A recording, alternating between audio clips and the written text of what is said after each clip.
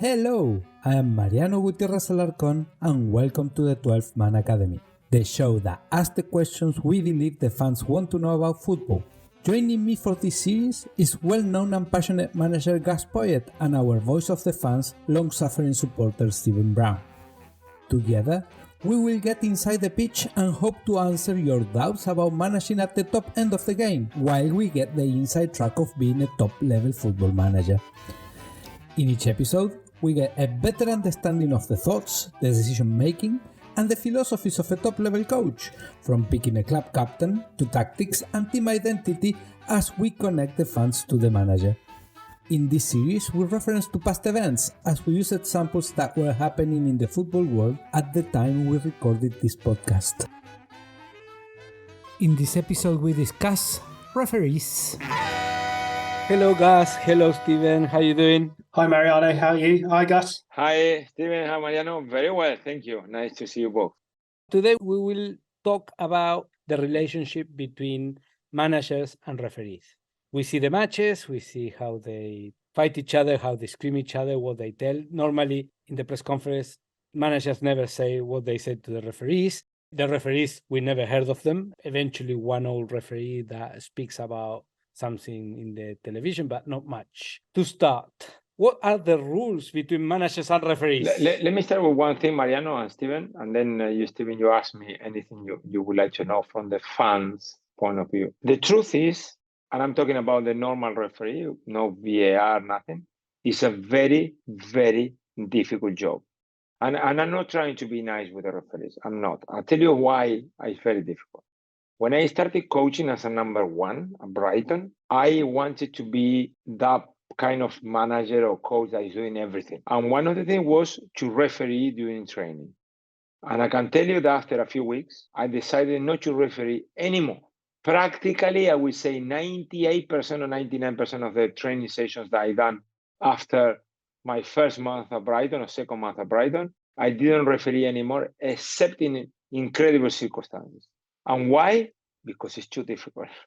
Because you're coaching, you're refereeing, and you don't want the game to stop every 20 seconds. You try to let it play. So there is a little bit of a pull, a little bit of a, and you let it play. But the players, they get upset.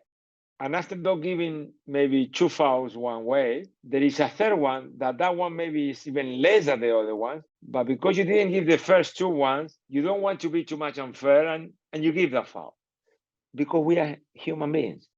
And the referees, they are human beings. I always said, when it's a 50-50 penalty, and the referee said, no. And there is a little bit of a 50-50 or 60-40, and the referee say, no. Then there is a little bit that is very weak or no a penalty, and sometimes they give it because they didn't give the previous 2. So it's a difficult job. Now, saying that, they are in charge and they are responsible. And sometimes we forget about that.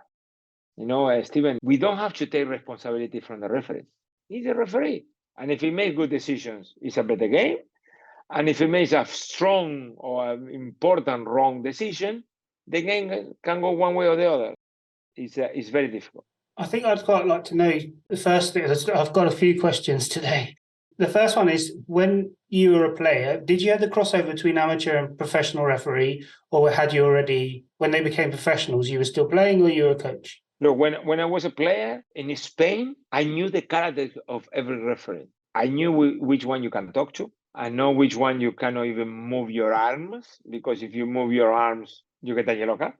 So we knew a little bit about the referee. Then I was very, very happy in England. It was a big, big shock for me for referees to call me Gus.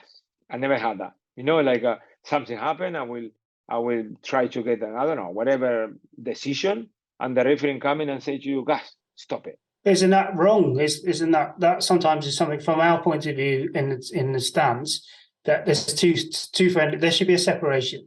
You're not friends, you're not first names, you're 14, he's 5, he's... With my character, I love it because it was like anyone telling you, okay, stop it. Not being arrogant, not trying to be superior to you, not showing any kind of power, not being like, I'm in charge, you shut up. You know, I like it.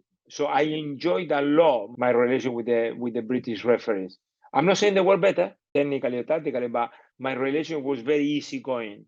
Obviously, we're talking about the 90s, no? It was plenty of contact. It was plenty of, difficult games. I have to say maybe one wrong decision in a sending off at Everton with the Spurs, but the rest, I think they were quite fair and I got no complaints.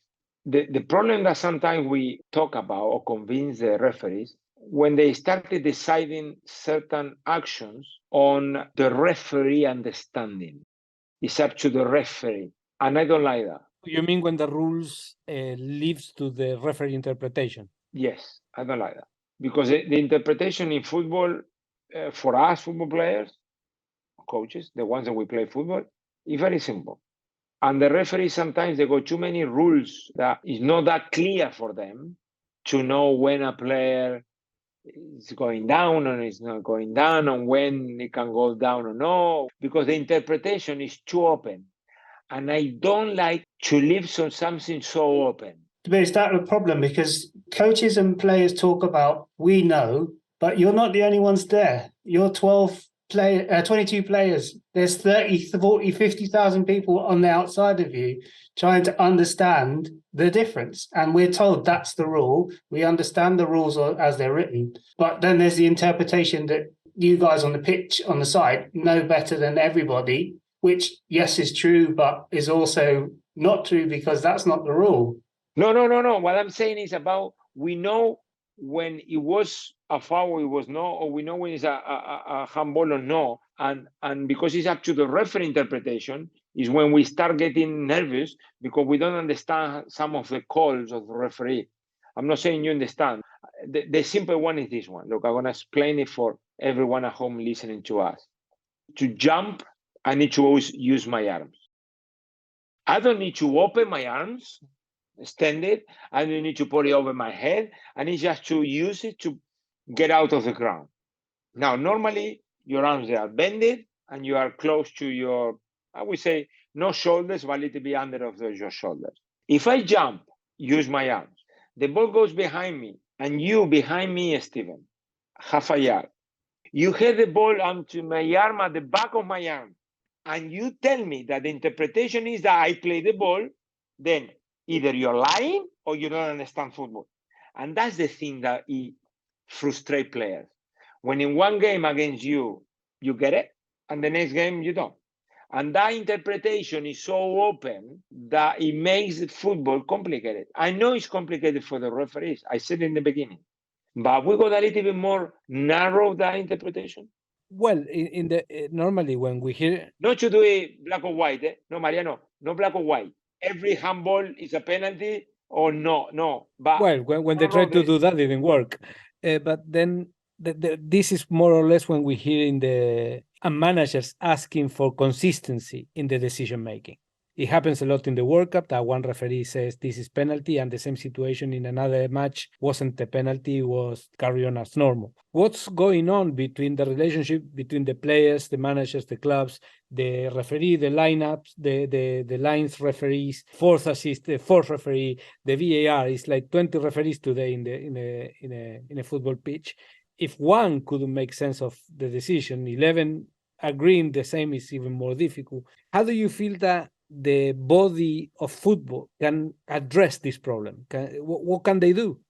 Two things. One, using more the managers and the football players in the final decision about the rules. They never use them. Every time they change a rule in football, we are not consulted or we are not asked if we agree or disagree. And secondly, to make sure that now that it's VAR, we use an ex-football player or an ex-manager in the VAR. Look, I'm going to make a very clear example. Before the World Cup starts, every single national team playing the World Cup, they receive the referees to explain the rules. And one of the rules, it was 100% clear. It was that if you're coming into the box and you cross in or you try to dribble me, I'm going down, and I need to put my arm on the floor, because if I don't put my arm on the floor, I will break my neck. And the ball hit my arm, where I'm using to put it on the floor, is not a penalty. And it was clear message. And then Uruguay playing against Portugal, and a player is going to tackle, and he put his arm behind his leg to hold himself, not to break his back. And the ball goes through the legs and hits his arm, and the referee gives a penalty. And you lose 2-0, then you are out of the World Cup in the groups because one goal, and then FIFA tell you that the referee was wrong. What do you do if you are the manager? You just take it? Do you have to accept it when 10 days before a referee told you that that's not a penalty? And you said it, Mariano. It was a referee, it was the 2 linesmen, it was the 4 official, and there were 5 in VAR. And no one of them says, remember the rule, if you're going down and you put in your arm to make yourself not killing yourself going down, it's not a penalty. Why? Can somebody tell me why? In Uruguay, I don't agree with this, but it made me think about it. In Uruguay, a few players, they say, because the penalty was taken by Ronaldo. I'm not sure about that. I cannot tell you how that is right or what can you do. Well, before the World Cup, many people said this World Cup is gonna be won by Messi or by Ronaldo. Luckily, it wasn't Ronaldo. How many penalties Argentina, Mr. Mariano Gutierrez? Well, luckily, it wasn't Ronaldo. Every now and then, no, a penalty, no, for Messi to score. So what I mean is, don't create a doubt. Yeah, Steven? But that goes back to my question. It goes back to my question about the amateur professional. You have these referees from countries that don't have top leagues in the World Cup. Do they have the actual full education? Are they doing other jobs? Is one guy a postman? Is he then refereeing Uruguay, Portugal? I don't know who the referee was, but it is that thing of, when I asked you before, was about when you were a player, with the switch from amateur referees where they did 2 jobs to being full-time professionals on a salary with the responsibility. So, like, you're not like a player now. You're getting this money to do only this. So in that sense, I think the World Cup is always, the fall down is always the standard of the referees from different places where the leagues are not the top 5. I think that is where the World Cup falls down, and you get people doing games that they shouldn't be anywhere near it. The England one, the guy that did the England match, I can't remember which one it was now. He was shocking. And then you had the guy that was the ex-professional, did the final. Fantastic. Look, Steven, I will tell you something that I know that it hurts, but I hope you agree. If a referee had a bad game, I won't say anything, because we all have bad games. I picked wrong teams. I played bad games. I remember one game at home with Chelsea that we were winning 4-0 and we were passing the ball and the whole stand was doing ole, ole, ole. And every time the ball came to me, I lost it. You know, and at the second or the third time, one of the coaches of Chelsea came and said, "Guys, we're playing in blue," and it was right. So that I had a bad game, and we all have. The problem is when they come into you in the beginning of the season and they explain to you a rule that is clear, and 2 weeks later they cannot do it. I make you another one. I remember in my times. They came to us. I don't remember if it was Chelsea or Tottenham, and they said to us, "If you push someone with your hand in the chest, an opposite player, it's a yellow card. If you push it on the face, it's red." Tell me, it's not that clear? For me, it's clear. Then you're in the game, somebody come, push you in the face, yellow. And you go to the referee and say, "Excuse me, 2 weeks ago, 5 days ago, 2 months ago, you came to my club and you told me that that's a red." It's a yellow.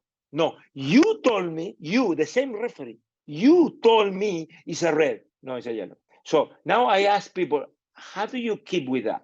I cannot tell you how, because it is impossible, mostly because you cannot change the results afterwards. But it leads me to another situation. Looking at you, even this happens probably 20 years ago. You're still angry about it. Of course. This frustration leads to anger.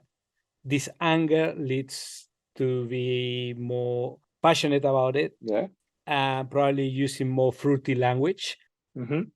And then we see the outburst that most manager has with referees.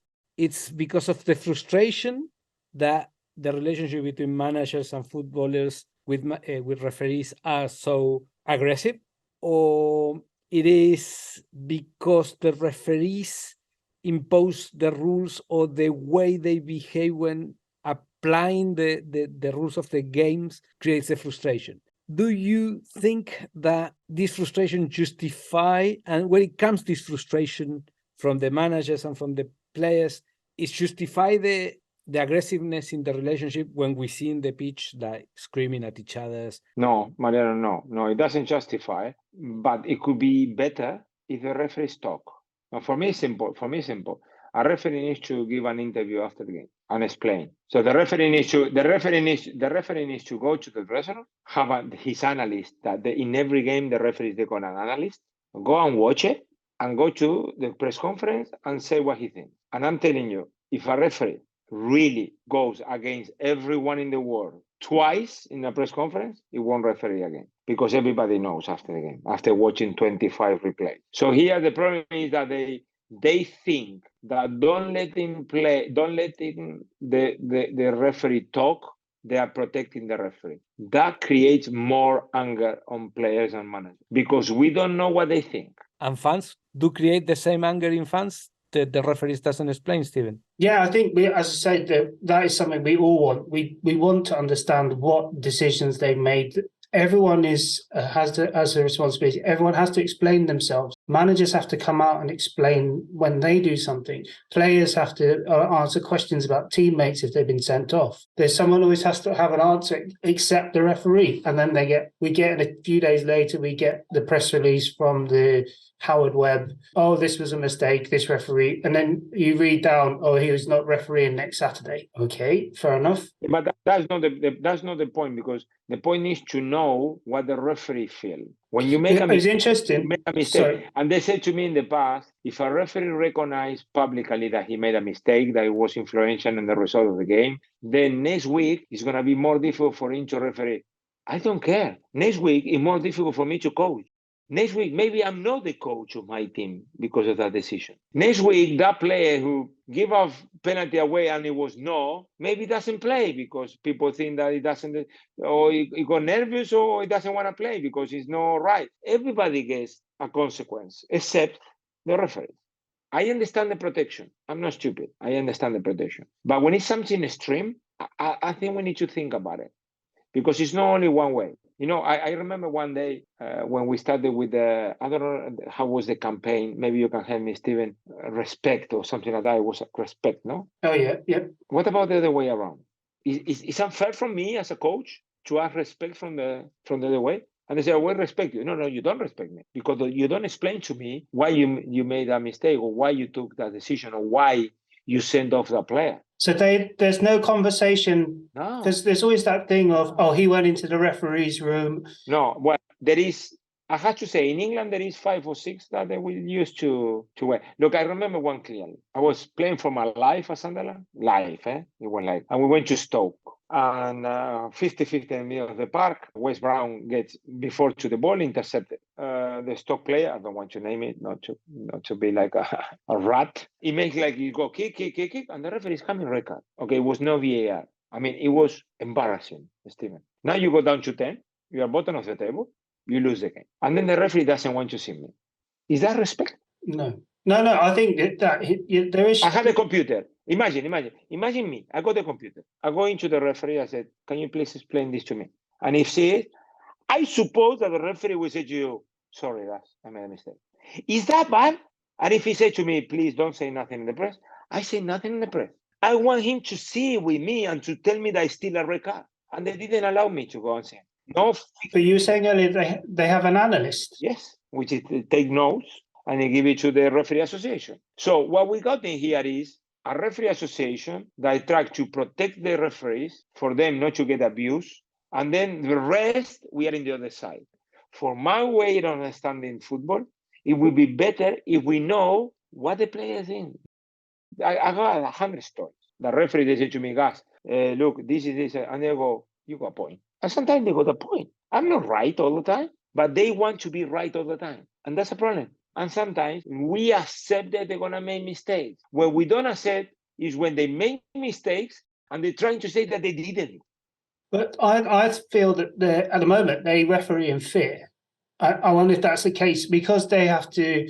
The aggression that's shown to them for the 90 minutes from everyone, including the fans, of use and everything, and sometimes the reactions of managers in the Premier League is just unbelievable. It's just like, would you behave like that in the street? Is the Klopp incident? You know what? It would be easy for me, Steven. It would be easy for me.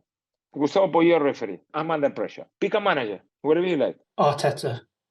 It's coming Arteta and I start making hands. I will go close to him. It doesn't matter how many people in the stadium. It's a matter of personality. And I will say, Mr. Arteta, next time you put your hands up, you're out. Don't try me. And next time he put the hands, I send him out. I got a recorded microphone. Everything is recorded. Why is gonna tell me my analyst? You did the correct thing. You went there, you told him, and he done it in front of you, he was provoking you. See you later. Do you think that 10 games later, when you referee Arsenal, and you go and you say to Arteta, you try me again, next time, you're out. What is the problem with that? Tell me the options that Arteta got.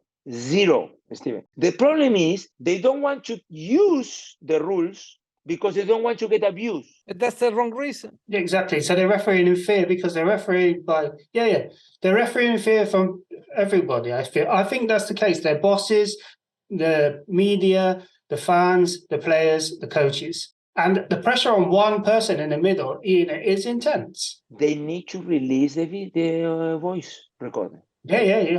Definitely. Basically, what it says, they have the analyst, they have the recordings, they have 1, 2, 3, 4 referees in the pitch, plus how many in the VAR? 4 more, five more. And with all that, they don't share whatever discussions they do to anyone.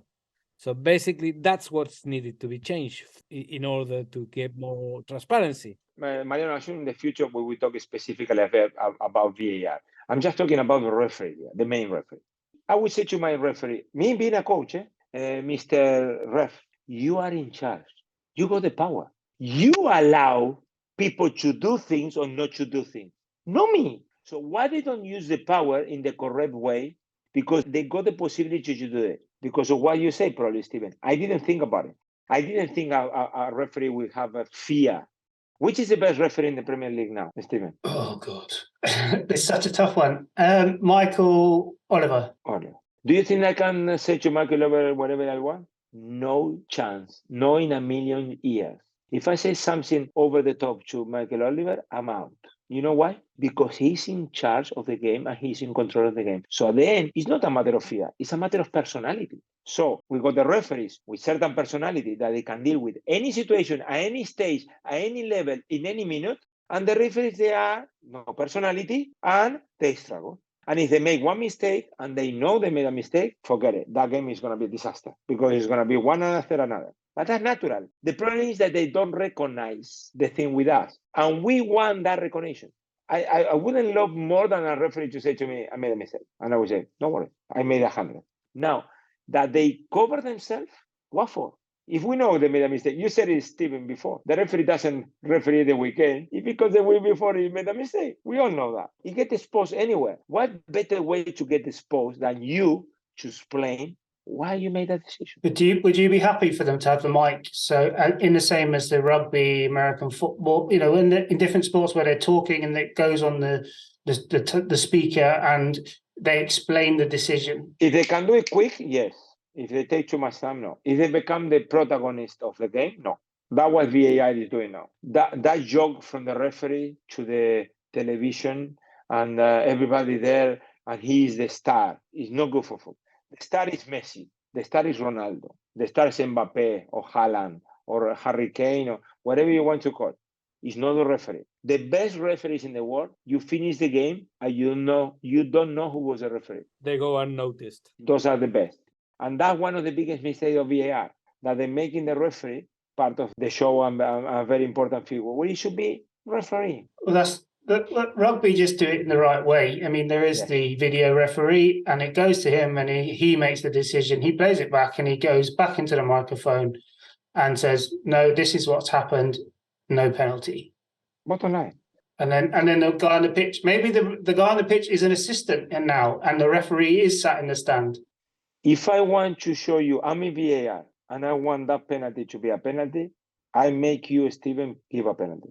And that's wrong because the one is in charge is the referee. And until they don't realize that in VAR, it's not going to be good. You need to go and show without talking, live action, replay, every angle. And if the referee says to you, can you show me the second replay again? You show him the second replay. And let the referee say, yes, he touched the ball with the hand, but no because of the play on. And no showing the right angle and showing the ball in the hand, the ball in the hand, the ball in the hand. What chance has got the referee to say no to that? Everyone in the world is looking at the same action that the ball hit the hand.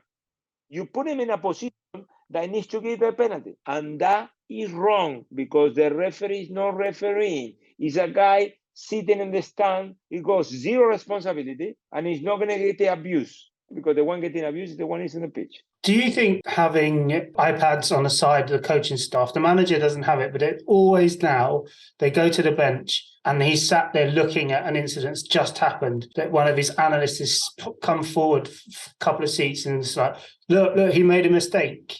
Do you think that helps? Do you think that there should be anything like that? From my perspective, it doesn't help. But from your perspective as coach, do you need that information now? I agree with you. 2 or 3 things. One, in the beginning, when that started happening, they didn't allow us to use the iPad on the bench.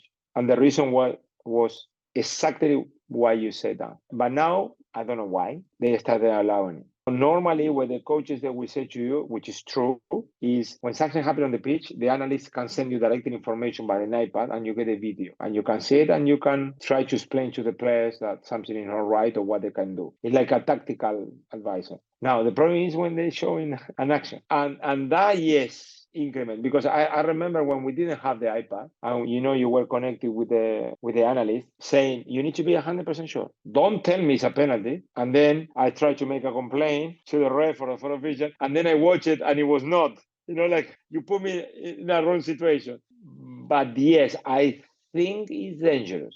I agree with you, and I use it. I'm being honest, but it's complicated because sometimes you see things that you say, "Wow." Now the referee can see it as well.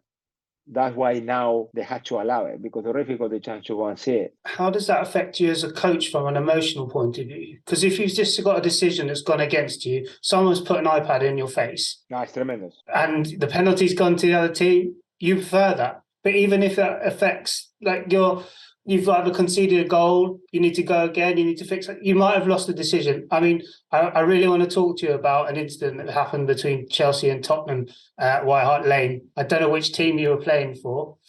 It was Jimmy Floyd Hasselbank. No, I was playing for Tottenham. It was the game we won 5-1. No, when he did the air shot and he got a penalty. No, I wasn't. No, I know what you say. Yeah. Yeah, he did that. So this is an incident. Like if the manager's on the side and he sees this, so he went to have a shot. No one was near him. He went to kick the ball, missed the ball straight on the floor, and the ref gave a penalty. And we're all in the stands going, "How? What's the?" We couldn't believe it. It was literally an air shot penalty. Yeah, probably with VAR. That's the one that with VAR it would be 100%. Now the referee made a mistake. What I mean with that is that there is mistakes and mistakes, Stephen. There were mistakes. I'm talking about the emotion of that. If that happened, I've never forgotten that, and it was interesting. I will go crazy. And I was listening to Hawksby and Jacobs on TalkSport, and Paul Hawksby referenced that incident last week or the week before. It's stuck with Spurs fans for a long time because of the history. But in what I'm trying to say, that emotion of that, if you've got that happens and somehow that's missed, and someone shows you that on an iPad, your emotion is switched. Yeah. So look, how do you? Is it a good idea emotionally as a coach to have all that information on your fingertips too quick? Depending on your personality. Me, it's difficult. I have to agree. But I will tell you one thing that I'm very, very honest and common sense. When a situation is 50-50, because there is situations in football that they are 50-50. You get in the box, I touch you a little bit, you go down. For the supporters, the team attacking, it's a penalty. For the ones defending, it's not enough. I say to my players, you gave the chance the referee to give a penalty. Even if I think it was not, you gave the chance to the referee. The problem is when it's not. The one you say about Jimmy Floyd now. If you see something that happened and they give a penalty and they show you in iPad that there is nothing, if you care a little bit, how is not going to affect you? How you are not going to say something? How are you going to stop? I mean, if it's in the first half, I have time to say to the referee, have a look at the penalty. You made a massive mistake, and now we're losing because of you. Not because of the opposition, because of you. And normally you get a yellow card, a red card, but they know they made a mistake. Now with VAR, can you do that? Can you tell to revise that? And they listen to managers or players if they ask for it? No. They're trying to implement that you can ask for a VAR review, but if you put an iPad on the bench, they will know that people went to review it or not. It becomes the thing is to review it without you knowing, like in tennis. I hit the ball and the ball is out, review. You don't know if it was in or not, and maybe after it's out for a millimeter. Now, if I got an iPad and I see penalty, review, too easy, it's a penalty. You get a number, don't you? You have 3 per match. I would like the referee to referee, showing the action. Don't say normal speed, and every replay that you show on TV from every angle, and let the referee to decide. In American football, they have something very interesting. The manager asks for a review, and the main referee has to go watch without interference. But they have a rule that he has to make it in less than 30 seconds. And if he have doubts about the decision, the last decision he made stands. So if after 30 seconds he cannot make his mind, the original decision stands.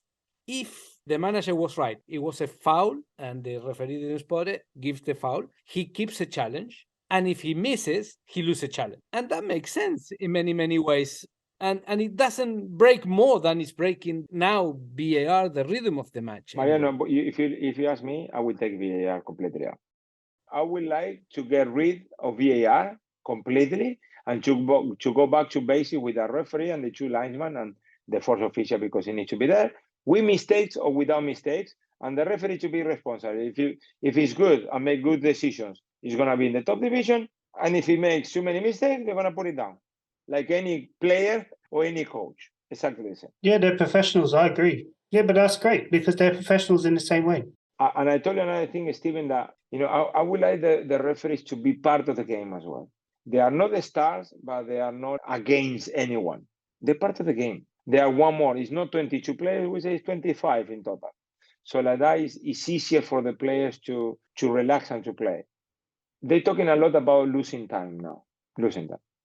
I repeat, this is me. I don't know if it's rules. I don't know if they are acceptable. I'm in a game. And in the first half, you can see the smaller team that from the first minute start losing time. I go to the goalkeeper and I said, if you lose time once more, I want to show you a yellow card. I don't care that it's 1 minute, 30 minutes, or 85 minutes. When the referee nowadays, they do. In the first half, they never say to the goalkeeper to play quick. They always tell them in the last 10 minutes. I don't know why. Because it's the same time. 1 second in the first half is the same as 1 second in the second half. It's 1 second. Okay? Secondly, I will tell the captain of the team, if you think you're clever, you're going to see a halftime. And then when it gets to halftime, I put 10 minutes. And everybody go ballistic. And when we finish the first half, I go to the coach and I say, I'm a referee and you're losing time. And if you keep losing time, I'm going to give 15 minutes. It's up to you. I asked the referee association and it's not possible. When in the second half, a team is losing time and you controlling the time is lost and the extra time is 5 minutes, I say to the referee, can the referees to be a little bit more open? Think about this, Mariano. If a team is losing time and I cannot punish them with yellow, losing time. So I said, okay, I'm going to give 2 or 3 or 4 extra minutes. Now, in the last minute of the game, the team, it was playing fair, score. Why you give the team that was losing time 5 minutes to get back? Finish the game in the 90th. See you later. That's common sense. You were losing time to get a result, and now because you conceded in the last minute, now you're going to use your 5 minutes to get back in the game. I give you 0. And they say to me, oh, it's too difficult. No, it's not. Well, I was going to ask you how you felt about the 60-minute rule that everyone's talking about at the moment, where the ball has to be in play for 60 minutes. Yeah, but can I ask you a question? Mm-hmm. I played the best Liverpool ever when they were flying intensity, 99%, yeah? And every time I got a goal kick or I got a throw-in, I take 5 minutes. The game is going to last 3 hours and a half because you're doing like in basketball, yeah?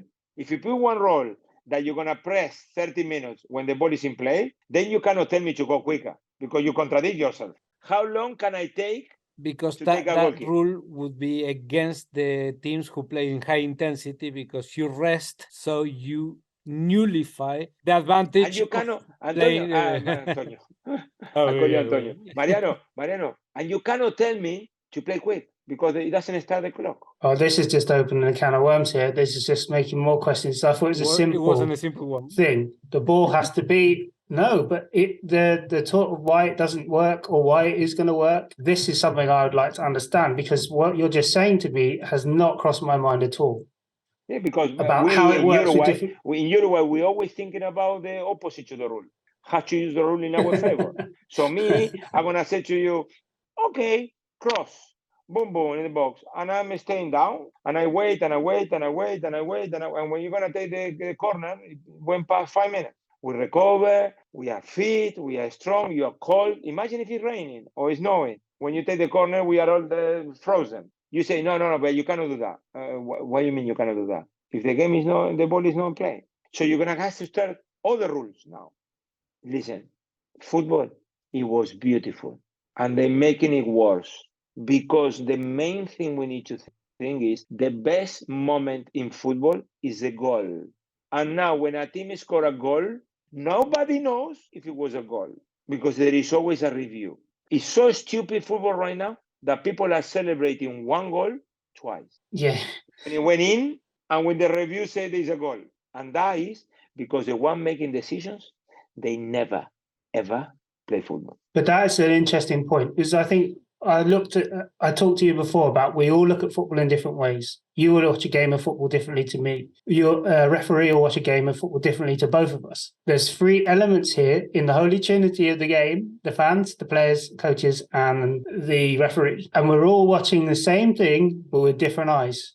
And we all have a different understanding of what we expect every time we those players cross that line. And I think that is the disconnect between all of us, and trying to connect those dots is such an interesting way of looking at it, because there's a different way.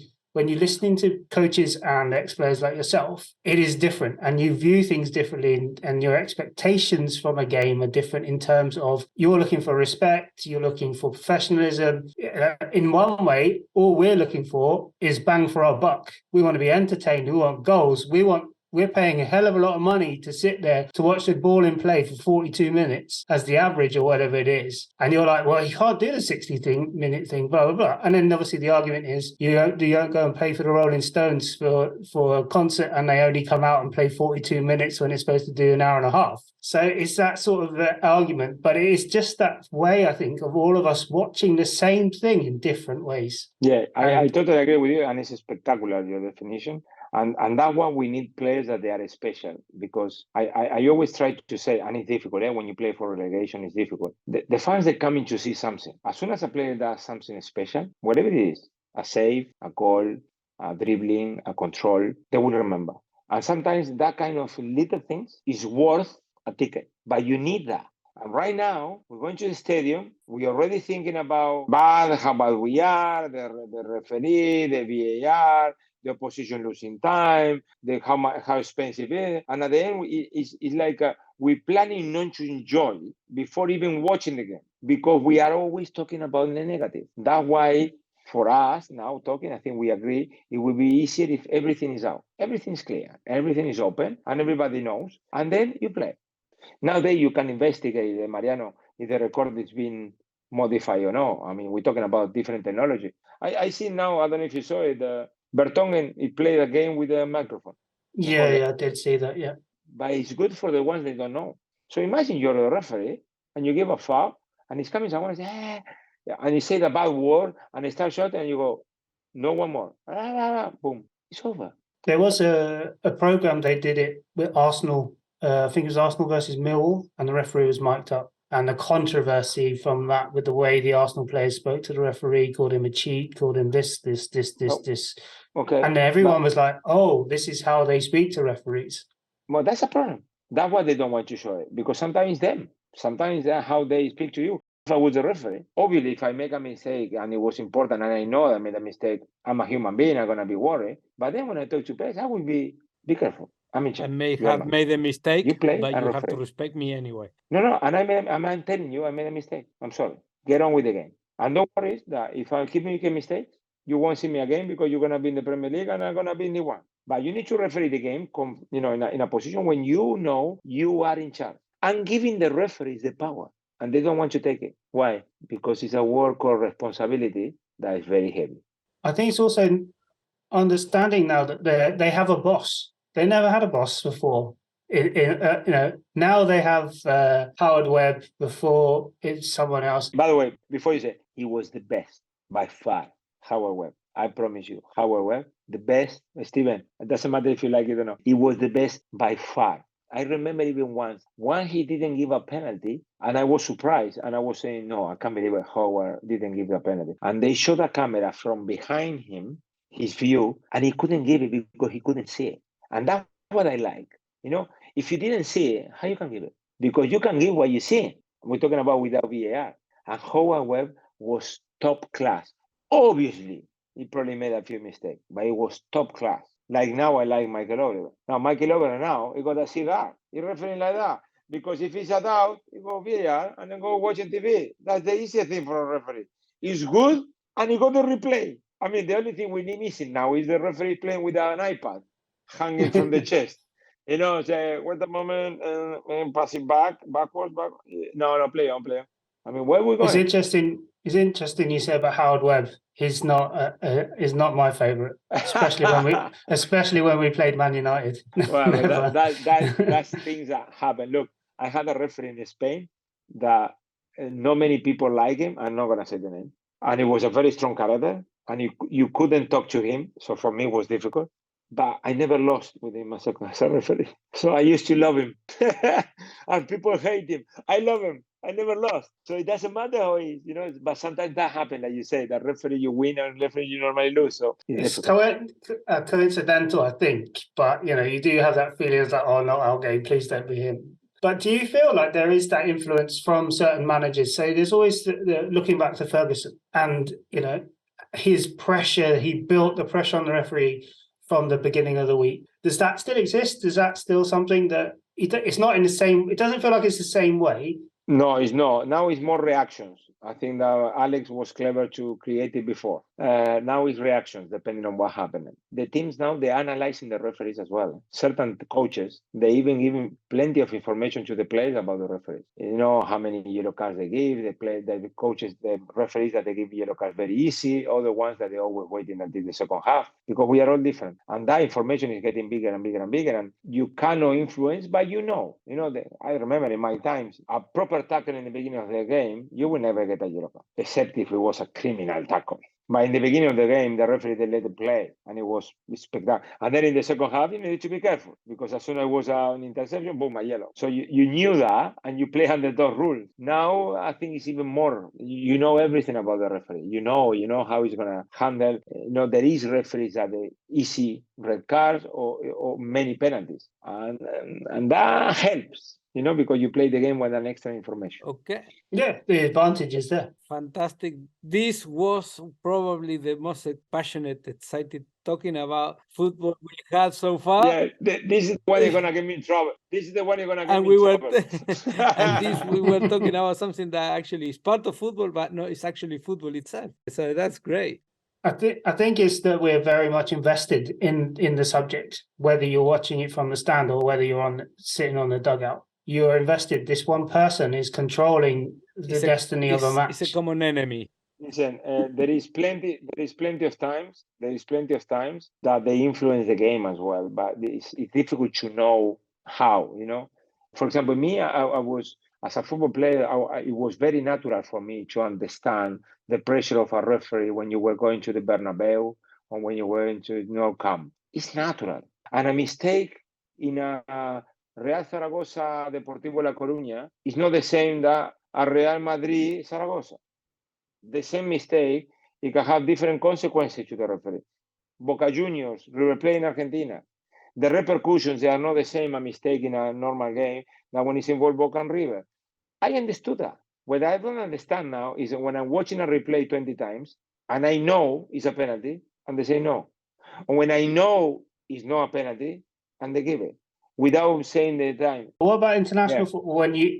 When a country is refereeing, so an Argentinian referee in England match, do you feel that there's sometimes they shouldn't? No, but do you feel that have you ever felt that you've played against the country? It's too much pressure for the referee, and wherever any kind of doubt in a decision against England is going to be taken out of proportion, and that is not fair on the referee. You cannot referee like that. Put a Uruguayan like in the World Cup in 2010, that the shot from Lampard, it went in 1 yard, and the referee said no goal. Solidarity, that's solidarity. You didn't know it was Uruguayan, yeah. Uruguayan. No, referee. I didn't know. Unlucky. Sorry about that. That's why I got it so bad. That's why I got it wrong. These minor countries. No worries. Tunisia, Uruguay. Cheers, mate. Thank you, gentlemen. Okay. Thank you, guys. Thank you.